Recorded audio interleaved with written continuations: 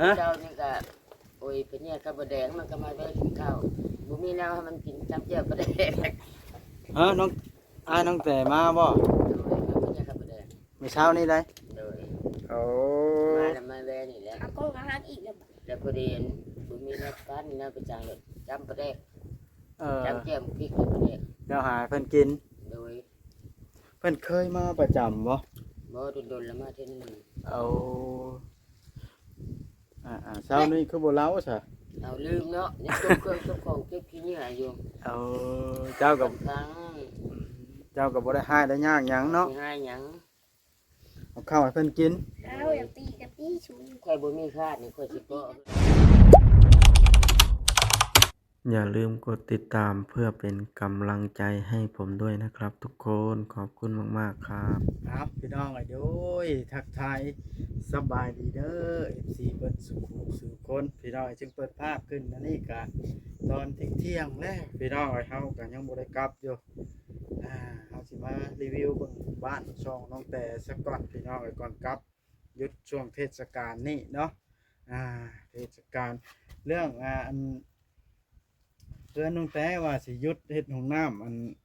เจาะน้ำกับเฮาก็ยังบ่ได้คุยกับน้องแต่อยู่พี่น้องเอ้ยเพิ่นจักได้เบิ่งคลิปหรือยังเนาะ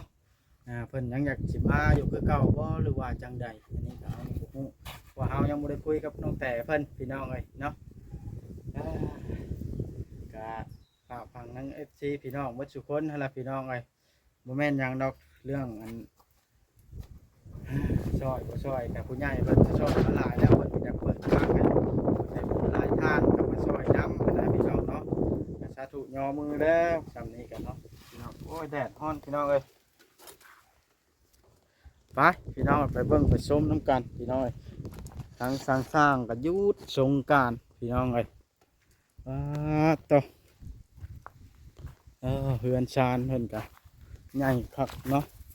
พี่น้องหยุดประมาณเป็นทิศพุทธสงกรานต์หรือว่า 3-4 มื้อเนาะนี่ทางผู้ใหญ่เพิ่นก็ไปเที่ยวไม่เชล่าเครื่องคองก็แถวนี้ปูนพอได้ปลาแก้วนี่แล้วเผาพี่น้องเลยเราก็อยู่เพื่อนอยู่ได้ยินเสียงเราอยู่แม่อยู่พอได้เครื่องคองวงกบเพราะว่าช่วงนี้มันเป็นราคาเด้พี่น้องเนาะมันแพงทุกอันพอได้ปลาแก้วเนี่ยเราเผาแต่ละมื้อเราก็บ่ได้ไปทางใดเราเป็นคนดีแห้งพี่น้องเอ้ยเนาะเราขนาดของผู้อื่นได้นี่พี่น้องเอ้ยมอบให้เราเผาแล้วก็ยังเผาพี่น้องแล้วก็จนบ่ได้ตีงคิงไปทางใดบ่ว่าเว้นหรือกลางคืนพี่น้องเอ้ยยอมรับเราจิตใจประเสริฐถึงเราสิทุกข์แต่กายแต่ใจเรานี่รวยพี่น้องเอ้ยรวยหั่งชอบแบ่งปันน้ำใจปลาแก้วนี่เราก็ได้แต่อยู่ทั้งหมดทิ้งได้เหมือนพี่น้องเอ้ยเนาะก็เฮือนชานก็ยังบ่ทันได้ขึ้นอยู่พี่น้องเอ้ยแต่สิโทรถามน้องแต่ก่อนว่ายังสิอยากมาอยู่บ่บ่านี่บ่มีน้ำใช้บ่มีห้องน้ำเว้าขออนุญาตสิถ่ายใส่เนาะเด็กเครื่องของอันนั้นสิเป็นทางเสาเฮือนพระแก้วตัวนะพี่น้องเอ้ยเนาะพี่น้องเครื่องของก็เต็มอยู่อันเด็กทางพระแก้วเพิ่นก็เฮ็ดหยังหมกทิ้งเฮ็ดหยังนี่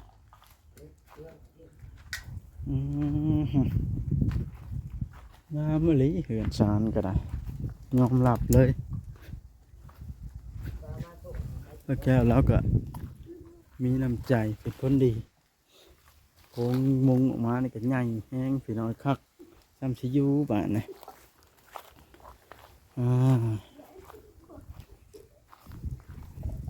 เนาะพี่น้องให้เบิ่งทุกซอกมุมก่อนนี่จะเป็นเพื่อนพระแก้วนะพี่น้องเอ้ยต่อพี่น้องเอ้ยนี่พี่น้องเอ้ยฮะว่าไดนี่อย่างน้อสบายดีสบายดี เป็นอะไรโอ้ยข่อยลืมว่าเจ้านี่ก็โอ้ยเป็นเนี่ยข้าวบดแดงมันก็มาได้กินข้าวบุมีแนวให้มันกินจำเจียวบดแดงน้องน้องแต่มาบ่เมื่อเช้านี้ได้โอ้มาแล้วมาแวนี่แหละเอาก็อาหารอีกแล้วแล้วพอดีบุมีแนวกันแนวไปจางเลยจำบดแดง จำแจ่มพริกกับประเด็ก แล้วหาเพิ่นกิน โดย เพิ่นเคยมาประจำบ่ บ่โดนๆแล้วมาเท่านึง เอาเช้านี้คือบ่เล้าซะ เอาลืมเนาะยังจบเครื่องจบของเก็บขี้เหงื่ออยู่ เอาเจ้ากับ ครั้ง บ่ได้ให้ได้ยากหยังเนาะ สิให้หยัง เอาข้าวให้เพิ่นกิน เอาอย่าตีกับตีชุน ข่อยบ่มีคาดนี่ข่อยสิก็เฮือนน้องแต่นี่ โอ้อยากมีคาด อ้าว กวาดขี้เหงื่อ มุกแล้วบ่ซะกวาดขี้เหงื่อจูดกลางคืนมาให้มันเป็นนะ อ๋อ ข่อยบ่มีคาดนี่ เบิ่งทิ้งย้ำออกมันบุกเฮ็ดเพียงหมอนี่เออเจ้านี่ยอมรับว่าถึงสิทุกข์อยู่ แต่ว่าน้ำใจเจ้าผัดไหลเนาะห่าง เวลาอยู่คือแจ้งเขาก็บ่มีพ่อมีแม่ข่อยอยู่ใกล้พ่อเฮ็ดแล้วพ่อก็เฮ็ดแนวใดนะ เออ มึงกว่ามึงบ่มีคาดข่อยสิฮุบแล้วข่อยก็เจ็บมือเคยเห็นนี่ โดย มีคาดเกาะไปสิเล็กสิน้อยจูดมือสองกองจำเกาะนะก็แปลนแหละ สมกับผู้ใหญ่เพิ่นสิเฮ็ดเฮือนให้อีหลีอันนี้คนจิตใจประเสริฐแบบนี้สมควรได้รับอีหลี มันเด็กตัวใดมันตายก็เอาผ้าปาดเกาะออกให้มันเกินกว้างข่อยบ่มีคาด เป็นจังได๋ซะอันได้ข่าวว่าเบ้าลิสิเฮ็ดเฮือนให้ผู้ใหญ่เพิ่นสิเฮ็ดเฮือนให้รู้สึกในหลายความรู้สึก รู้สึกดีใจ ฮะ ดีใจอยู่ดีใจให้เลยเนาะ ดีใจแฮงบ่ โดยประเทศให้ซ้ำใดก็สาธุดีใจ ขอเพียงแต่ว่ามันกลัวมันควงกลัวนี่แน่พอค่อยได้นั่งได้เมียนทำอันนี้นะบ่ว่าลงมาถึงตรงอันหลังใหญ่หลังเตฮะ บ่ถึงขั้นช้ำเพิ่นน้องแต่บ่ขั้นช้ำนี่มันเกินไปเนาะ เกินไป เอาอลังการโพดเนาะ จะได้แบบว่าพออยู่พอเช้าพอมีบ่อนนั่งเย็นนะบ่อนเมียนตกกระเปียกถุงทิ้งนั้นน้ำมันและเครื่องของที่เห็นนี่แหละ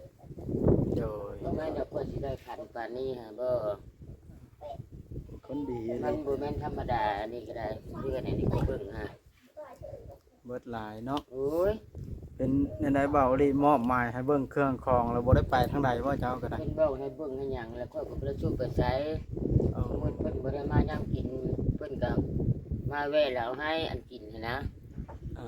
เมื่อเช้านี่ก็ซื้อปิ้งไก่ปิ้งนึงมาให้ก็จับชิ้น เบาลินะบ่ เบาลีฮะ อืม ก็สิได้ไปใช้หยังว่าคันบ่เห็นค่อยก็อยู่ในบ่เท่านั้นแหละ นอนฟังวิทยุอยู่ เอามาฟังนั่นแหละ โอ้ดีป้าแก้ว สมมุติว่า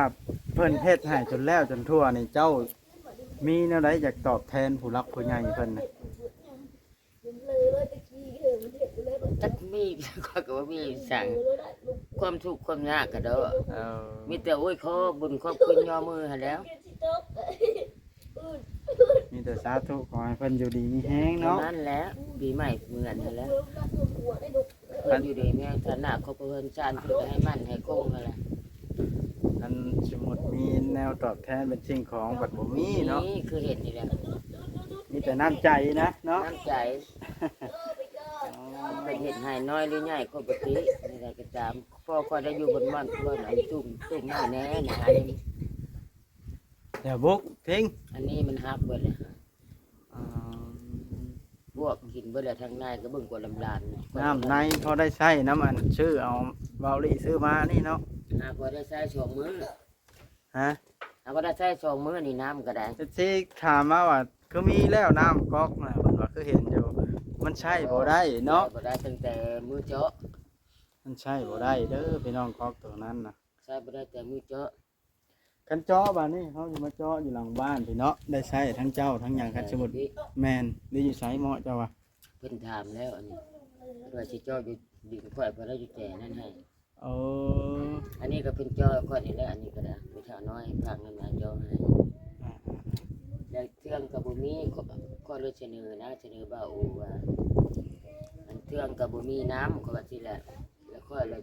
อยากเจาะนี้ในแจถึงนั้นและใช้รถการบ่าวนี่ว่าแม่ใจดี เจาะอยู่บ้านไหนก็ ในแจสวนข้อทางนั้นและแจดินน้อยนี่ เอาก็คักอยู่ได้เนาะเฮ็ดหัวเฮ็ดอันมุงใช่จักเจือเนาะ เฮ็ดก็ได้นะบ่าวนี่ โอ้ เจ้าใจดีบ่ว่าใจดีว่าทุกคนจะบ่มีข้อยว่านะ โย และบัดนี้แหละบ่าวนี่ว่าชาวเทื่องลูกเราหลายได้หลายก็ยาขอยว่าลาลชะละดินอันนี้ถ้าเจาะอยู่นี้แล้วว่ามันหอมยามมันเปื้อน เทืองหลายเด้ซะ เอาค่อยเป็นค่อยไปเด้อแม่ตุ๊กแก้วเด้อ โดยสาธุ แนวใดก็ได้ สม เรื่อง คำปากคำคอน น้ำเรื่องในเฮาเป็นคนดีบางเทื่อบางทีแล้วเพื่อนแล้วชานไปเพิ่นก็เพิ่นสิเฮ็ดให้อยู่ดอกบางเทื่อ เพิ่น เนาะ เฮ็ดให้กับสาธุเพิ่นบ่เฮ็ดกับสาธุขอยนี่อิงตามบุญวาสนาได้ อ่า ขอยแนวนั้นแนวคิดฮะ อืม อืม ยอมรับว่าจิตใจเจ้าก็ประเสริฐ ข้อยบ่ เจ้าบ่ได้ย่านบ่ว่าแล้วก็อายน้องแต่มานี่ ย่านเพีย บ่ย่านเนาะ โอ้ยความดีข่อยผ่านมาพอแห้งแต่ มี ละ หยังก็ให้เรากิน บ่ว่าแต่อยู่นี่ข่อยอยู่พุ่นกับปานใดเข้าสิไปเฮ็ดหยังข่อย เออทิ้งบ่ได้ให้ว่าซะมา เว้ยสิไปหาทิ้งให้หาให้กินพุ่น ทิ้งยัง จำอ้ายมันพุ่นซ้ำพ่อมันพุ่น เออ บ่ทิ้งมันก็เรื่องเบิดแล้วผู้ใด อ่า ข่อยบ่อันนั้นคือ เจ้าก็บ่ได้ให้ยากแล้วเนาะเรามาก็ได้ มีแต่ถามว่ากินข้าวแล้วเท่านั้น ถึงบ้านก็บ่ได้ถามกินข้าวยังแม่อันนี้ โอ้เพิ่นมาไหน นี่บ่แม่ข้าวกินแน่นี่แม่เจ้าของ เอาเจ้าก็เลยเอาปลาแจ้วปลาแดงให้เพิ่นทื่นเช้า อั นี่ นนี้ประแดกหันว่า5กิโลนั่นแหละบ่ขอยามมาคำสู้อีบ้าเว้ยคำบ่สุภาพคำแท้เคยว่ากูเนาะ อืม กูบ่ทันมีแปลงมึงเบิ่งรถมีแปลงมึงกินเลย อ๋อสำบายอยู่ได้เราก็บ่ได้โวยวายหยังเนาะ มันสิว่า ทางเว้านี่กินแล้วก็ไป จะกินน้ำก็มากินน้ำบางอันนี้สูบได้ก็มันยากน้ำยามมื้อแรกมันก็มาเอากระตุกมาสูบ เอา นอนเพิ่นแล้วมันกิน มาให้น้ำอันนี้ หานี่แหละ สูบน้ำคุ้นๆนี่ไปกิน อ่าน จำเป็นแล้วเนาะ โอ้ยมันบ่มีเด้ซะเว้าเจ้ามันบ่มีเนาะ ก็สูบน้ำไม่ทุกปันแล้วก็คือว่าแล้วเนาะ กูได้สิไปเข้าได้โอ้ยเจ้า อย่าโอ้เก่งเพิ่นก็อยากสั่น เว้าก็ละเก่งจังก็มันแม่นตัวจริง จ้าแม่นก็บ่เว้าแม่นนะ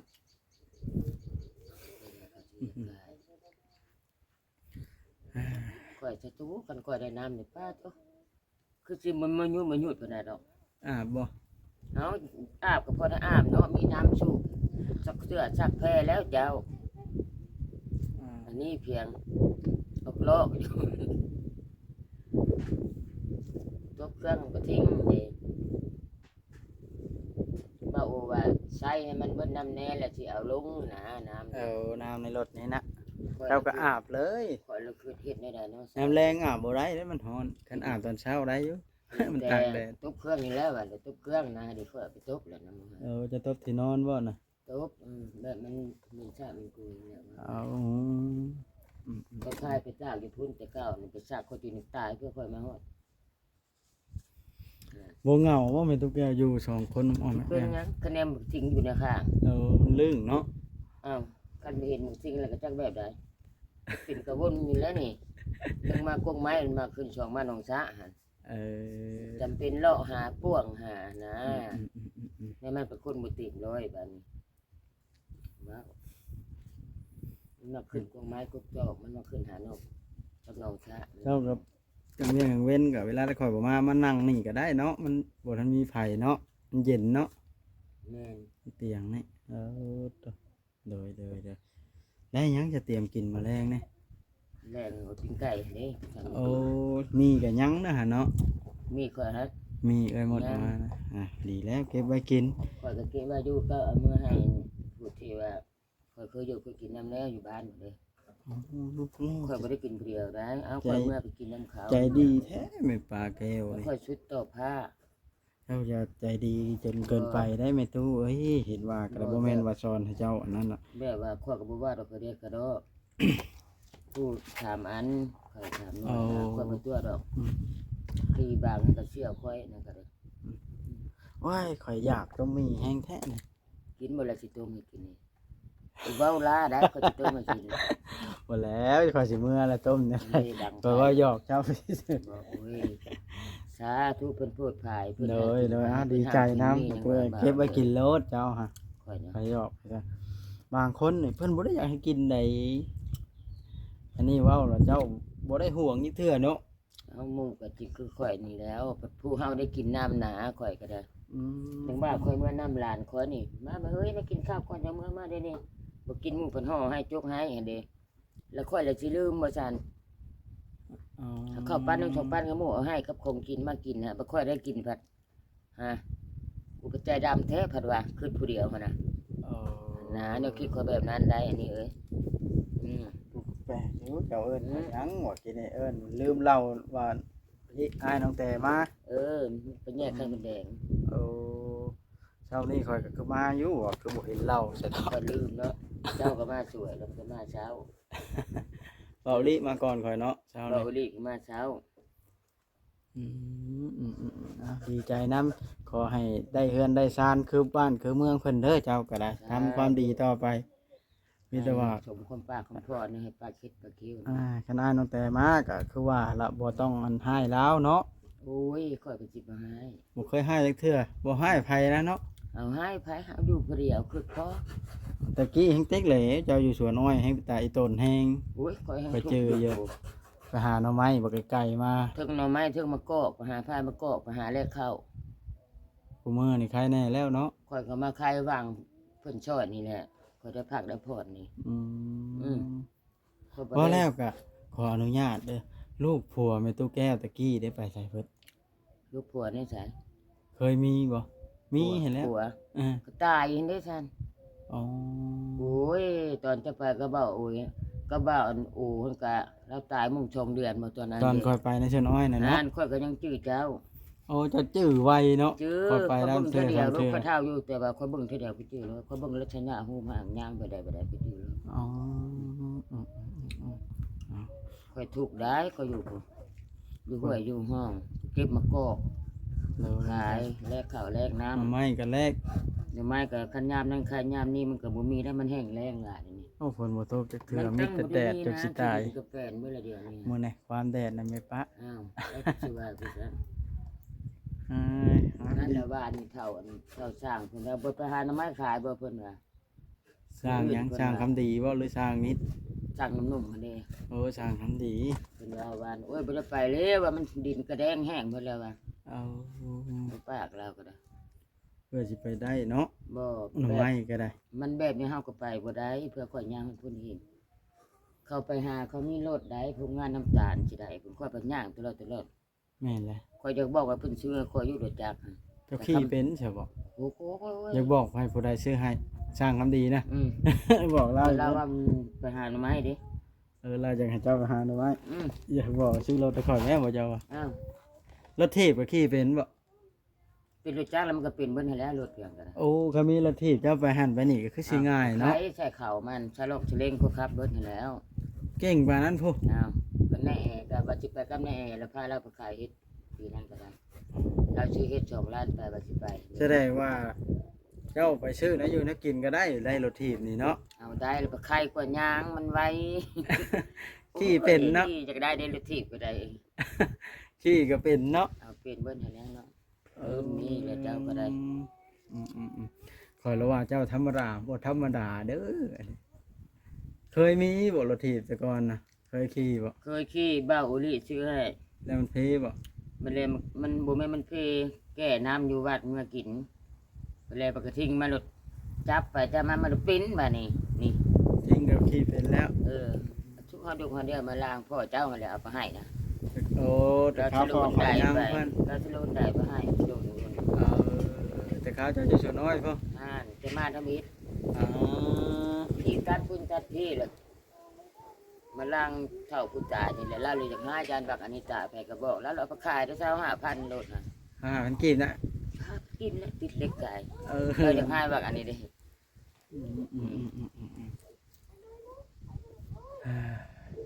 ฮ้อนแห้งเขาในเจ้ากันเลยเนาะ ชีวิตค่อยทุกข์ก็อย่างนี้ไปบ่มี สู้ๆนั่นใดกับได้ยินมาแล้วผู้ใหญ่เพิ่นสิ ค่อย เฮือน มี นะ แห้ เจ้าง อยู่ อย่างเดียวนี้ค่อยมีแห้งค่อยมีข้าวกินค่อยบ่ได้ย่างเบิดมือเบิดเว้นค่อยจนเป็นร้อยย่างนึงนี่ค่อยไปซักยาได้2 เข็มพุ่น เอาหมดไปหาบ่ได้กินเนาะแม่ เดี๋ เจ้า ยวบ่ไปหาเอาน้ำไผใส่ผัวได้ลูกอยู่ใส่ใส่อยู่ใส่ บ่ได้มีไผ มีแต่บักอันเดียวอันนี้ ทิ้งนี่ โอ้ย มัน ดีใจ มัน นะ ยากหยังมันจับอารมณ์ น้ำซ้ำปลากินผู้ใหญ่เพิ่นก็บ่ป้าบ่ถึงคนจนเนาะ สาธุนี่ว่า ทางเอ้ยจุลีกับแม่กงวลีเพิ่นก็ช่วยคนถึกแล้วช่วยแม่ตู้แก้วนี่เพิ่นก็บ่มีผู้เพิ่งเนาะ แม่น เ คือว่าขอให้เพิ่นได้บุญอยู่ดีมีแฮงหลายๆเนาะ นั่นแล้วยังว่าขอมีแต่อวยพรให้เพิ่นหั้นแหล้วอยู่ดีมีแฮงปีใหม่ปีนี้ให้เพิ่นสิ่งที่บ่จบบ่ดีไปตามปีเก่าเบิดข่อยนะให้มีแต่โชคแต่หมานกุมมะลีกับอันมัน เว ผู้ใด จุลิ เป็นจุลีอะไรเจ๊จุลีนะ อ่าแม่ของวาลีกับ มัน เอื้อย คง จุลิ คำข่อยยังเว้าอยู่ แต่เพิ่นนั้นช่วยข้าวช่วยน้ำมาค่อยนึ่งกินค่อยยังภูมิใจเลยนะค่อยไม่เห็นเพื่อนเพิ่นสร้างให้แต่นี่ก็ค่อยยังภูมิใจก็คือเดี๋ยวเพิ่นโอ้ประเสริฐขนาดก็คือ จิตใจประเสริฐ จิตใจเพิ่น เพราะว่าเยอะเพิ่นอันค่อยกับ ค่อยเห็นเทื่อหนึงฮู้เพิ่นในคลิปเชื่อค่อยเอาให้เบิ่งเจจุลี ค่อยก็ดีใจแล้วค่อยก็ได้ของขวัญจากเพิ่นประจำได้ในถุงพายค่อยนี่ก็แม่นได้นี่ อันนี้ซ้ำได้เนาะ จะว่าเท่าไหร่ราคาในถุงพา ให้ ย เบิ่งนี่บ่แม่นมันถือได้ราคาถึง ให้เดาไป อันนี้บ่ แม่น อยู่มงโชม3ล้านพุ่นแล้วคันบ่กลัว เจ้าเดาอะไร ดาวไปได้นี่ เฮ็ดได้จังดาวสูงแท้ อ้าวมันบ่แม่นของอันนั้นมันยี่ห้อต่างประเทศพุ่นนี่ อ๋อ บ่แม่นของโล 5 ล้าน อ่านอืม ดีใจนะแม่ป้าเอ้ยครับ ครับ ขออยู่ดีไม่แห้งเด้อเอาขอให้ เจ้าก็ให้มือ เจ้าทำความดีต่อไปคอยสิกลับก่อนได้บ้านนี่มันฮ้อนเนี่ยเบาดิเพิ่นไป ไกลแล้วก็เบา แม่นก็บอกเห็นเพิ่น ไปเอื้อนนั้นว่า แม่นไปบ้านประวอนเพิ่นว่าเอาอยู่ดีไม่แห้งเด้อป้าเด้อดีใจน้ำสิได้เฮือนได้ซานก็ได้คอยสิกลับก่อนมันแดดฮ้อนหลายกันอยู่เฮือนบัดลูกเมียจะชวนไปเล่นอันที่สงกรานต์เพิ่นว่าเพิ่นอยากไปเปิดหูเปิดตากับลูกเลยบ่พาเพิ่นไปซะงั้นคำเฮาต้องประหยัดไว้อยากจะไปเบิ่งไปเล่น